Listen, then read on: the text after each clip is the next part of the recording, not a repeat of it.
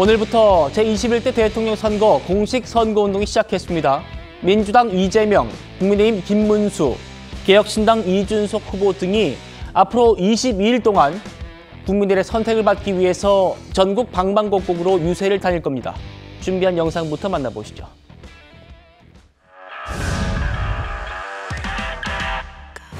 실패를 되풀이하지 않도록 더 지독하게 준비했습니다. 뼈아픈 패배의 책임자를 다시 일으켜주신 국민과 함께 저는 정말 시장 대통령이 돼야 되겠다, 민생 대통령이 돼야 되겠다, 또 경제 대통령이 돼야 되겠다. 저희가 다른 정당에 비해서 후보 확정 절차가 빨랐고 그래서 많은 준비를 한 만큼 압도적인 새로운 캠페인으로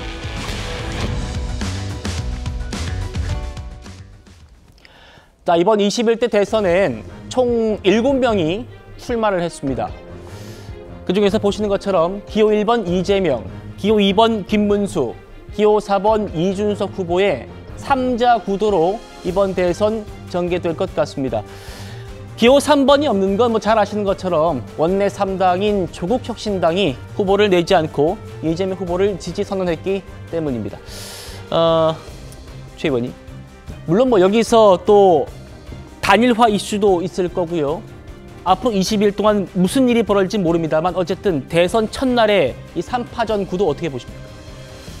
글쎄, 저걸 3파전 구도라고 얘기를 해야 될지, 그러니까 어떤 기준으로 과연 3자 구도라고 표현을 했는지 저는 궁금증이 있어요. 예를 들어서 이제 결국은 저게 아마 여론조사나 이런 것일 텐데, 그렇죠. 그런 것들을 종합적으로 보면 3파전이라고 하기에는 조금 민망한 수준의 지지율이 아닌가. 1강 1중 1약 정도 되는 거 아닌가? 현재로서 보면.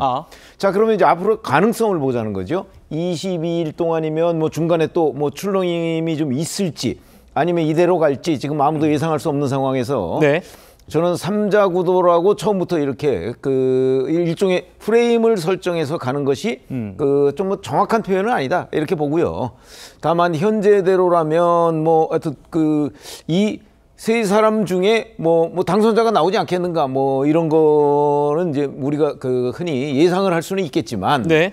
그러나 그렇다고 해서 이 지금과 같은 정치 지형이 22일간 별 변화 없이 움직일 것이다 이렇게 판단하기도 굉장히 어렵기 때문에, 네. 아마 제가 그냥 그동안에 취재해본 경험으로 보면 대략 한 지금으로부터 일주일이나 열흘쯤 지나면 저 3자 구도가 이제 2자 구도 정도로, 양자 구도 정도로 대략 압축이 될 가능성이 대단히 높다. 그리고 나서 이제 그 다음에 최종 승자가 나오지 않겠는가. 이렇게 예상을 합니다. 알겠습니다. 우리 최 의원께서는 3파전이라는 단어보다는 3자 구도라는 단어를 먼저 쓰고 이게 20일 동안에 2자 구도로 바뀌지 않겠느냐 이런 전망을 또 주셨습니다. 지켜보도록 하고요. 공식 선거운동 첫날 첫 시작을 언제 어디에서 하는지도 정말 중요합니다. 후보가 가장 중요하게 생각하는 게 뭔지 여기서 딱 드러나기 때문인데, 그래서 각 캠프에서도 정말 많은 토론과 토의 끝에 첫날 첫 일정이 정해집니다. 이재명, 김문수, 이준석 이 세 후보가 선택한 첫날 일정 바로 이곳들이었습니다. 세상을 밝게 비추는 문, 광화문이란 이름 그대로 우리는 이곳에서 칠흑 같은 내란의 어둠을 물리쳤습니다. 빛의 혁명을 시작한 이곳에서 첫 선거운동을 시작하는 의미를 남다르게 가슴에 새기겠습니다. 헌법 제1조가 생생하게 살아 숨쉬는 바로 이 국민 주권의 현장 광화문에서 국민과 함께 희망의 새벽을 확실하게 열어젖히겠습니다, 여러분. 지금 대한민국 경제가 장기 구조적 침체 국면에 들어와 있고, 또 그 여파로 많은 소상공인들, 자영업자들 어려움에 처한 현실을 어떤 통계 지표보다도 어떤 기사 이상으로 생생한 현실을 만날 수 있는 것이 우리 가락동 농수산물 시장입니다.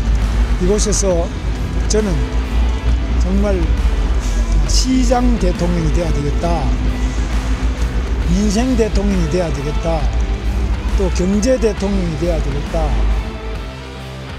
지금 뒤에 보이시는 여수 석유화학단지는 지난 수십 년간 대한민국의 수출을 이끌어온 대한민국 땀의 결실입니다.